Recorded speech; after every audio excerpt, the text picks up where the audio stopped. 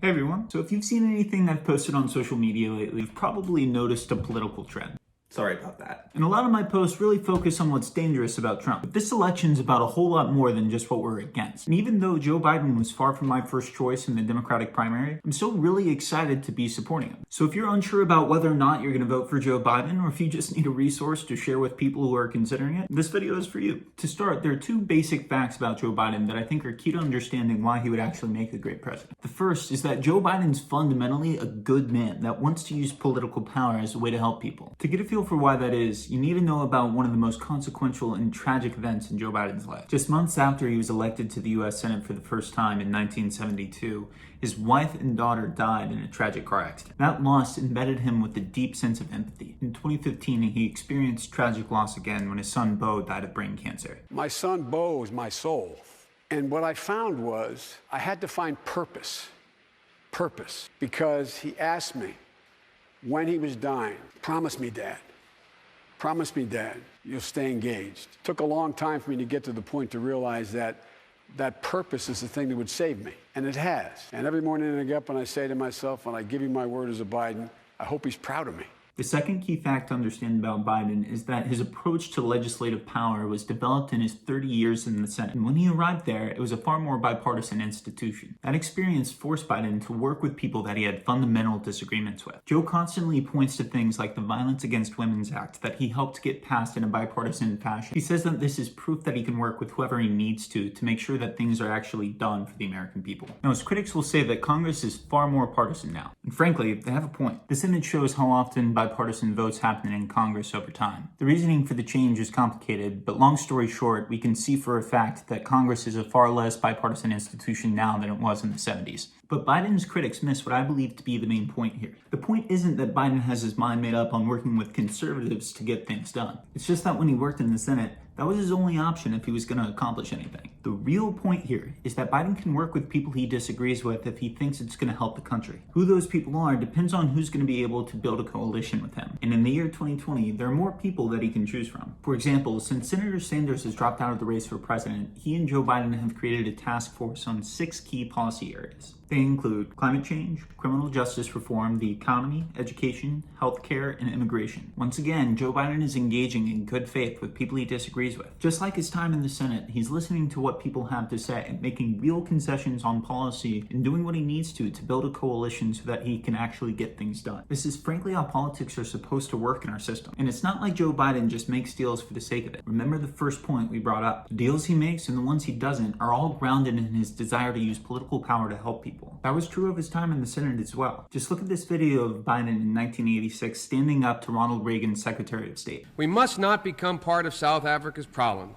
We must remain part of their solution. We must not aim to impose ourselves, our solutions, our favorites in South Africa. Damn it, we have favorites in South Africa. The favorites in South Africa are the people who are being repressed by that ugly white regime. We have favorites. Our loyalty is not to South Africa, it's to South Africans. And the South Africans are majority black, and they are being excoriated. It is not to some stupid puppet government over there. It is not to the Afrikaner regime. We have no loyalty to them. We have no loyalty to South Africa, to South Africans. This example brings up another point worth highlighting. Biden has been a well-known foreign policy expert for decades, and America is in desperate need of credibility on the world stage. Just take a quick look at this poll asking the German people who they thought was the greatest threat to world peace. No matter how you look at it, we're living in an increasingly globalized world. Managing trade, the economy, national security, public health like the coronavirus, immigration, and virtually everything else is going to require an American presence on the world stage. And right now, we simply don't have that. We need a president that's actually going to be a friend to our allies and an enemy to our adversaries, that cares about foreign policy. And Joe Biden checks all those boxes. That'll help America accomplish its priorities abroad and here at home. Switching gears a bit, let's take a look at what Biden will be walking into if he wins the presidency. More than 2.2 million cases, the death toll nearing 120,000. Another 2.1 million Americans filed for unemployment benefits last week, pushing the total past 40 million. Attacks against protesters who were demonstrating against police brutality. In New York, police drove a vehicle into a crowd of people protesting there. An officer pulling a man's face mask off and spraying him with pepper spray. This unsettling image of an officer kicking a woman who was maced.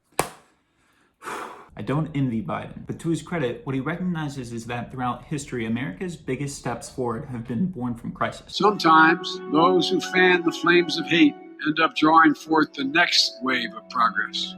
We now have a tremendous opportunity because America's been awakened as how bad things are, to take the next step forward. He clearly understands the significance of the moment in history that we're in, and he's already begun building a team of people to lay the groundwork for him to hit the ground running on day one of his presidency. This is really important because so much of a presidency is determined by the people that you surround yourself by. So what would Biden actually accomplish with this team? Well, the list is pretty long, but at least some of the highlights include sending a bill to provide a path to citizenship for Dreamers on day one of his presidency, providing a public option for health care to make sure that everyone can get affordable coverage, providing universal pre-K for all 3 and 4-year-olds, ending dark money groups, and helping Black Americans buy their first home so we can help close the racial wealth gap. Depending on your politics, some of this may excite you, some of it may feel like it doesn't go far enough, and some of it may feel like it goes too far. We're simply not going to agree on everything. But my boss Darian from my last job said something that really resonated with me. He said that the president is not a savior, they're an ally.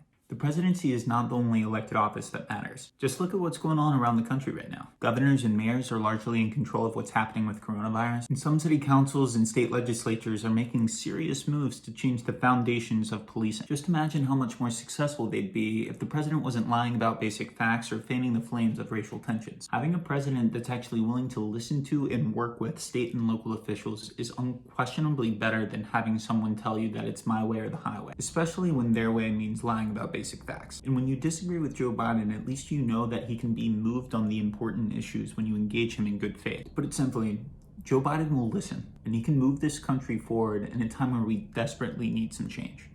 I hope you'll join me in voting for him.